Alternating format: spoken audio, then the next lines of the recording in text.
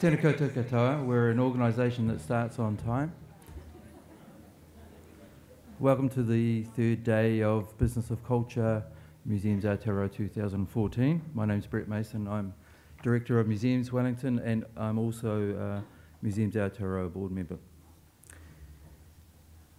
It'll be my pleasure shortly to welcome Dr. Ganesh Nana up here to give us the final keynote address. Dr. Nana is the Chief Economist of BERL, the Business and Economic Research Limited, as our last keynote speaker. He'll be speaking on proving our value. As Kate Clark said yesterday, it is our sector's lack of language rather than knowing our business or economic discourse necessarily that hinders us. She offered up some the concept of experience economy, which is beyond the non-profit or the third sector, which we're often known by. There has been work done by many of us as we look at how we fit into our local, regional and national economies. Many of us have carried out economic impact studies on our activities. On top of that, we all each individually measure our impacts on a daily basis through visitation numbers, etc. And Museums Aotearoa has assisted us to do more in that area. To give us some context and some figures to lead into Ganesh's keynote speech. As a sector, there's over 450 museums and galleries in New Zealand Aotearoa. Our earliest was 1841. Our total combined operating budgets is over $300 million and is heading upwards. Our collections have a value of over $2.5 billion. We have more than 3,500 staff employed and between 7,000 to 10,000 volunteers working in our sector. I hope you've all read the profile of Dr. Ganesh Nana, but one thing you won't have read is that the readers of the blog The Visible Hand in Economics voted him as New Zealand's sexiest most economist. So, Dr. Nana, please come up.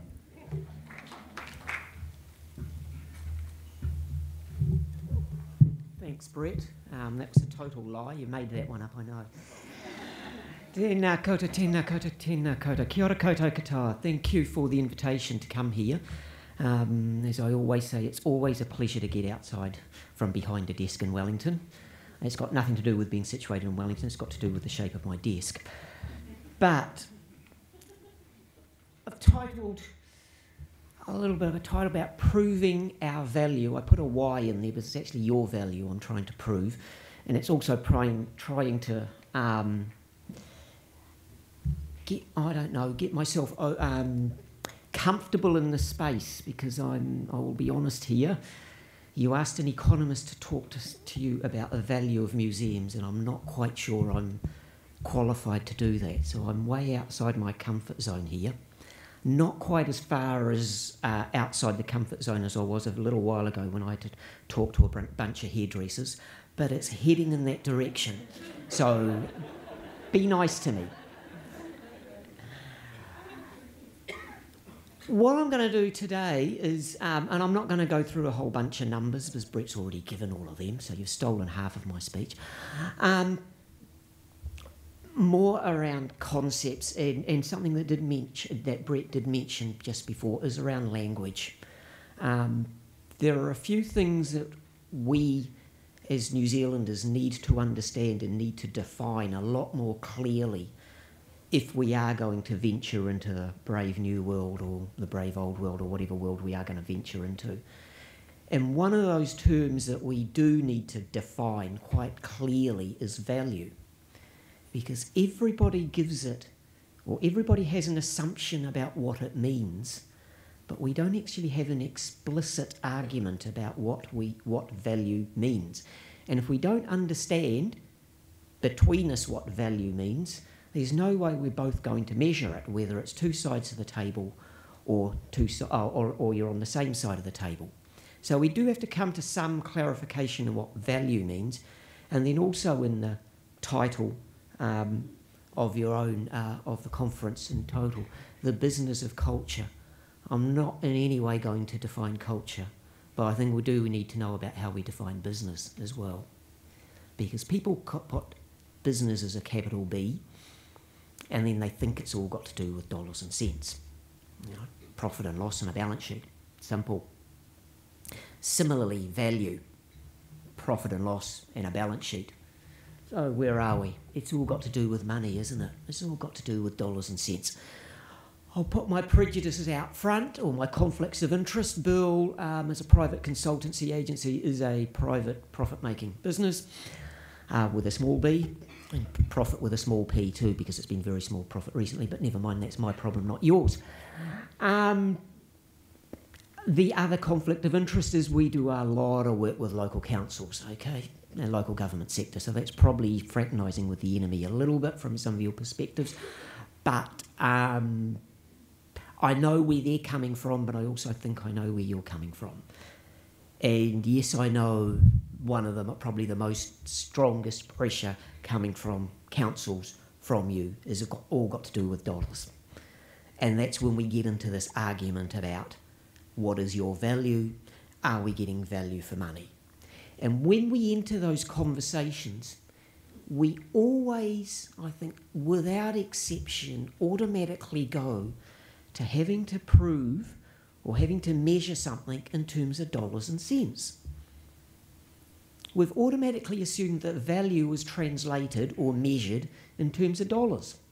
And so when you get an agency like, or a company like Burl in to value your business, or we give you an economic impact assessment, as we have done for some organisations and some attractions or events, we come out with these wonderful numbers that this organisation or this event contributed X million dollars in GDP to the local economy and how wonderful that was.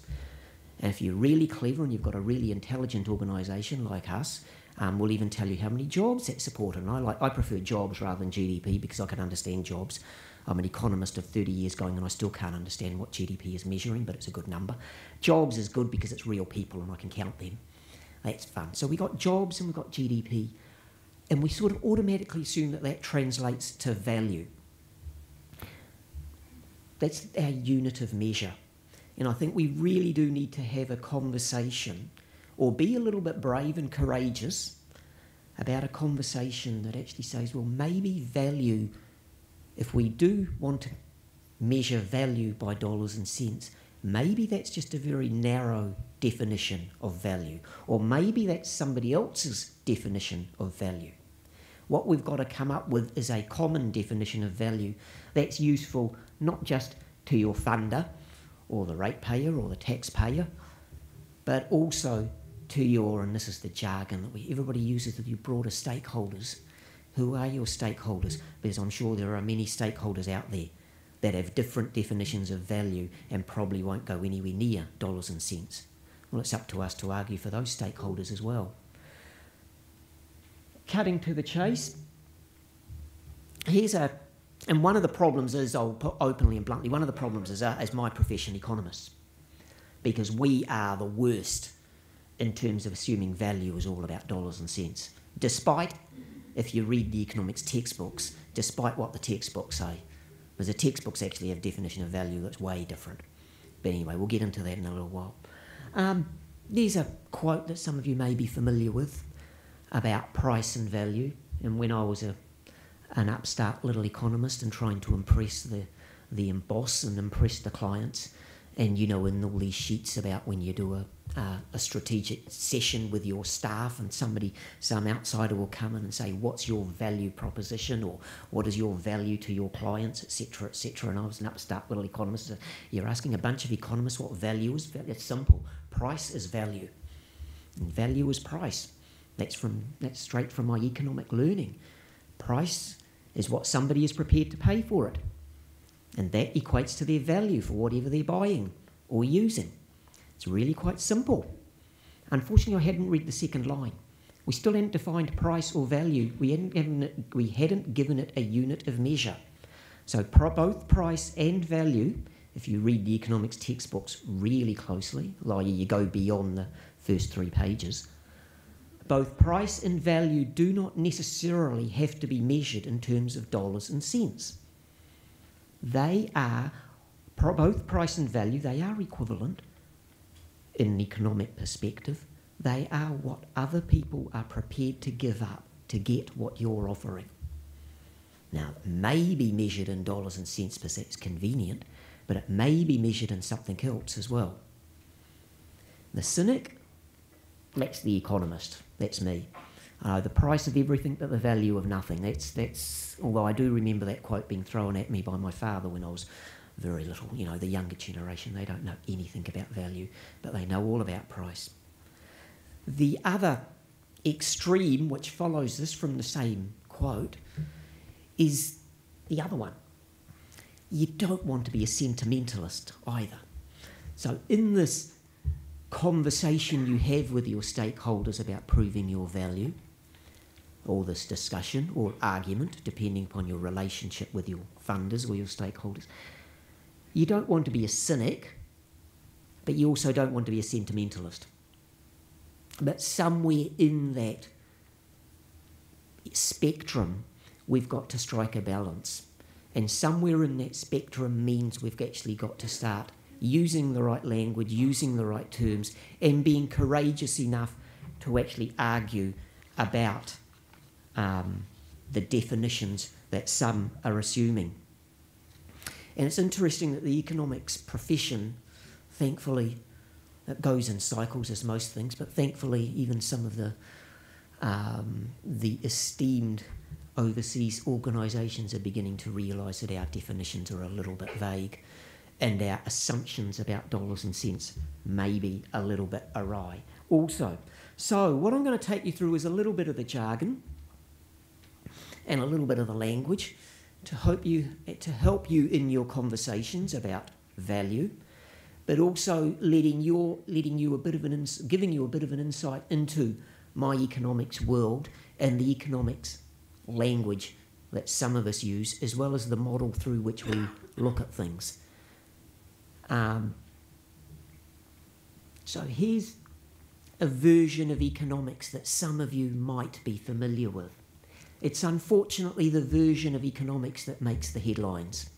It's unfortunately the version of economics that most media are comfortable and familiar with. It's all got to do with finance, and I'll put it out there openly for a public audience to say, I am quite ashamed that the economics discipline has been overtaken and hijacked by the financial commentators and the financiers, because that's not the discipline and that's not the subject that I ventured into to learn. Economics is not about dollars and cents. It's not about interest rates. And it's not about exchange rates, and it's not about yield ratios and all of those sorts of wonderful things that a lot more qualified people than me can give you A, B, C and D on. What does economics mean to me? And I'm not making it up as I'm going back to the textbook that I learned economics from a long time ago. There's my version of economics. And there's a whole lot of words in that brown bubble. Hopefully some of them are readable from the back. And probably my message to you is that yes, the financiers and the financial implications are a part of economics. It's a subset. Yes, we got to talk about dollars and cents when we're talking about value and price and funding, but it's only a subset of everything else. What is economics? It's all about people. It's all about machines and equipment and enterprise and networks and experiences, iwi, communities, skills and knowledge, whānau, innovation, call it like. There's a whole list of them. We can use, and I'm sure you can all add a few more words to them. Some of you might disagree with some of those words. What are they? Well, economists in our jargon, we call them resources, okay, because we're pretty dull and boring, so we give everything a simple name. We call them resources, and that's pretty dull because nobody knows what resources means. But it's things we've got that we're able to use. Why do we want to use them? Why do we want to use all of that sort of stuff? Well, we want to use, and this is from an economics perspective again, economist perspective, we want to use these resources to make things, to make our lives a little bit better, to make things that other people want, to make things that we want. What's that called? Well, that's called value. We use these resources to make value or to create value. That's the use of resources. Another word that you may be familiar with is resources is also called wealth. The problem is, and it's not simple, and I will not apologise for it not being simple, but in amongst all of this is a huge circularity in the argument, which is what makes economics very difficult, and also why a lot of economists jump to finance, which is relatively simple. There's a circularity in the argument because resources, call it wealth if you like, we use wealth to, well, use resources or wealth or things that we value to create more resources and more wealth or more value. There's a circularity in the argument. We can't have resources or wealth and value unless we're using the resources or the wealth and value to create more resources or wealth and value. Yeah, laugh. It's really it's a concept that cuts to the core of the economic problem. How do we use these resources? Which means we might mess things up. How do we use these resources to create more resources? Or how do we use this value that we've got to create more value without at the same time messing up the value that we started off with? It does get a little bit simpler after it. But I think the message to you that I'd like to put is the argument about are we getting value for money should not be simplified. Yes, it will always be simplified by our funders and some people because that's easy for them. But I think we've got to be a little bit courageous, and I think we owe it to everybody to be courageous. And no, you probably won't be successful the first 1, 2 or 3 times you enter into this discussion. But it's an ongoing exercise that we be courageous and open that argument about what people mean when they mean value for money. Because the money is meaningless. The value is important. The value can be measured in various different ways. And there's a link between value and wealth that I don't think our funders and I don't think the general populace they may understand, not in these contexts, but our funders and our stakeholders need to be engaged in using their language, unfortunately. Their language is all about price and value. My language is fine. I'm quite happy to enter into a discussion about value, but let's define it first. Just a little bit more around that circularity in the discussion. And this is the core argument, and it comes from central government because that's and local government. They've got a set pie, that brown circle, that they're trying to chop up.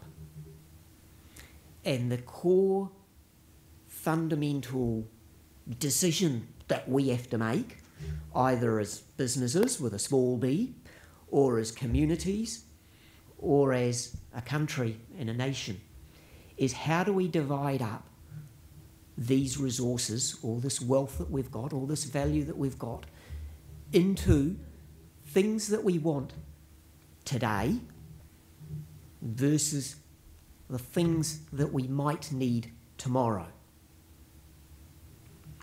So we produce and deliver, we use this value or these resources to produce things that we might want today. That's in the jargon or in my language, that's the consumer. That's the person going through your front door and looking at your exhibits, whether they're paying for them or not, directly. They're paying for them indirectly because they value them, otherwise they wouldn't be there. They're giving up something they could have done otherwise with their time. That's value. So yes, they are paying for them, may not be in dollars and cents. That's your consumer. But we also need to make sure we're using some of our wealth or creating enough value to maintain the resources that we've got or been given. We'll talk about these resources. They were all in that brown bubble before, remember? The people, the equipment, the machines, the knowledge, the experiences, etc. And if we're really lucky, we've also got to know a third thing, not only just keep the value that we've got, but hopefully improve the value. That's all a little bit. One more slide before we get to a little bit more specific. This is all a bit, it may sound a little bit academic. No apologies for that. We're talking, well, I'm talking a different language to you. Hopefully I'm trying to, no apologies. It is a different language when you engage with local councils. Unfortunately, their language is assumed. They assume that you know their language. They assume when they talk about value that you also know to talk about value in dollars and cents. I think you need to have the courage, armed with the language, to go back and actually argue that value can also be much broader and needs to be, especially if we are serious about an economy and a business.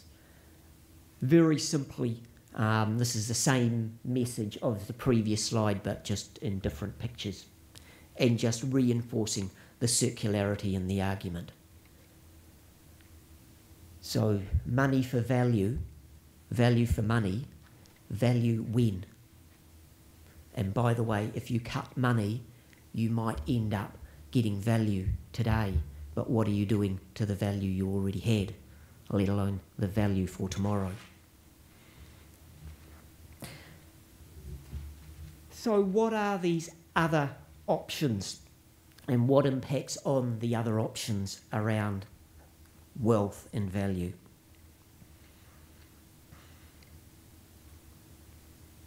For me,